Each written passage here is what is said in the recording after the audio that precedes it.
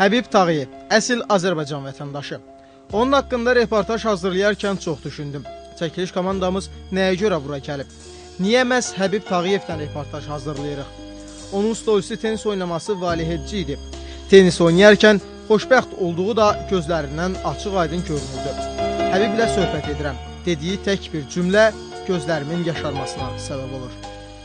Mən vətəni ürəyim kimi çox istəyirəm. Bax, elə bu fikir məni Həbibin arxasınca gətirmişdi. Reportajımın əvvəlində əsl vətəndaş sözünü də əbəs yerə demədim. Çünki məhz Həbib və Həbib kimi vətəni sevən, onun yolunda hər çətinliyə hazır olanlar əsl vətəndaşdılar. Baxın, o fiziki və əqli qüsurludur. Amma vətən, Azərbaycan, bayrağım deyərkən necə qürur və fəxr hissi keçirir. Deməli, vətən eşqi varsa, vəziyyətindən asılı olmayaraq, Azərbaycan üçün əlindən gələni əsirgəməyəcək.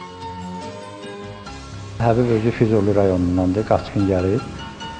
Öz rayonları haqqında çox təəssüflə danışır ki, kəş orada olaydım, qayıtmaq istəyir.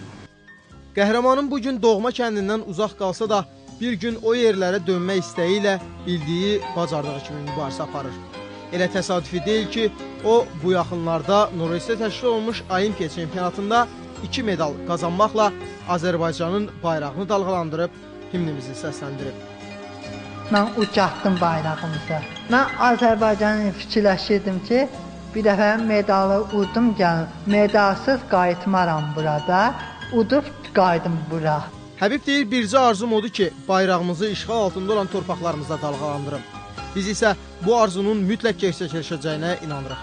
Çünki Azərbaycanın Həbib kimi ürəyi vətən eşqi ilə döyünən mübariz övladları var.